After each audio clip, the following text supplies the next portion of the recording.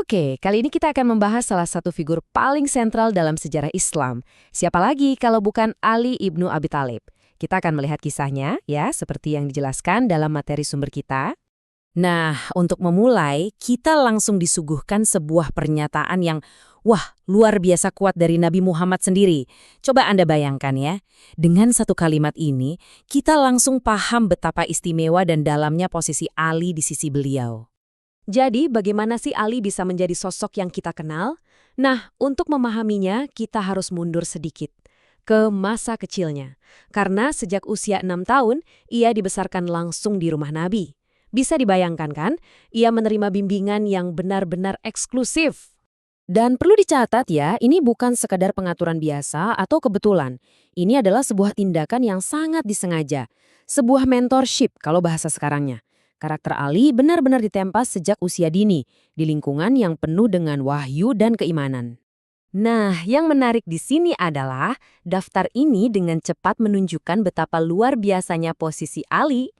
Ini bukan sekedar pujian biasa loh, setiap poin ini adalah sebuah pernyataan mendalam tentang karakter dan bisa dibilang takdirnya. Dan kisah ini benar-benar menggambarkan hubungan pribadi yang akrab di antara mereka. Sebuah julukan, Abu Turab, yang artinya Bapak Debu. Mungkin kedengarannya sepele ya, tapi bagi Ali, ini adalah panggilan kesayangan yang paling ia sukai. Oke, kita beranjak dari perannya sebagai murid ke perannya sebagai seorang pejuang legendaris. Seseorang yang namanya kemudian menjadi sinonim dari kata keberanian. Nah, di sini kita punya panggung untuk sebuah konfrontasi yang legendaris di pertempuran Khandaq. Ini skenarionya klasik banget kan? Mirip David versus Goliat. Tapi sumber kita menekankan satu hal penting. Kekuatan Ali itu asalnya bukan dari otot, tapi dari keyakinan imannya yang luar biasa kokoh. Jadi, yang paling penting di sini adalah kemenangan ini bukan cuma kemenangan personal. Sama sekali bukan. Kemenangan ini langsung menghancurkan moral pasukan musuh dan menjadi salah satu momen keberanian yang paling dikenang. Bisa Anda bayangkan nggak gimana tegang dan penasarannya para sahabat malam itu? Pernyataan Nabi ini kan bukan sekedar menunjuk komandan militer biasa. Ini adalah sebuah pengakuan, sebuah kesaksian tentang tingkatan spiritual yang tertinggi. Kisah ini kan bukan cuma menyoroti keberaniannya ya, tapi juga menunjukkan adanya kepercayaan yang mendalam dan ikatan spiritual yang kuat yang pada akhirnya membawa pada kemenangan yang sangat menentukan. Nah, sekarang kita beralih peran dari Ali sang pejuang menjadi Ali sang penguasa, khalifah keempat.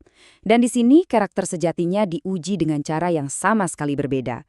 Ujiannya bukan lagi pedang, tapi kekuasaan dan kekayaan. Konsep ini, zuhud, menjadi kunci untuk memahami cara beliau memimpin.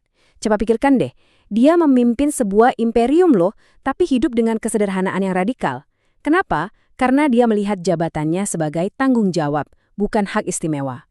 Dia nggak cuma bilang begitu ya, dia benar-benar menjalankannya. Coba kita lihat salah satu contohnya yang paling terkenal.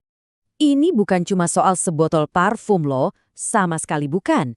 Ini adalah sebuah pernyataan yang sangat mendalam tentang akuntabilitas dan pentingnya memisahkan urusan pribadi dari jabatan publik.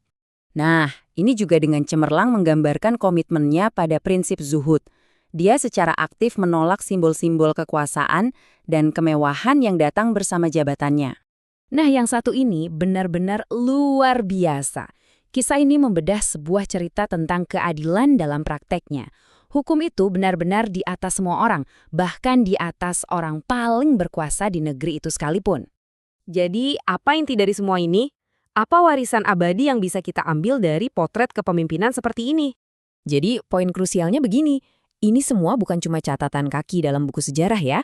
Sumber materi kita menyajikan ini sebagai prinsip-prinsip abadi untuk kepemimpinan dan juga ya untuk kehidupan pribadi kita semua.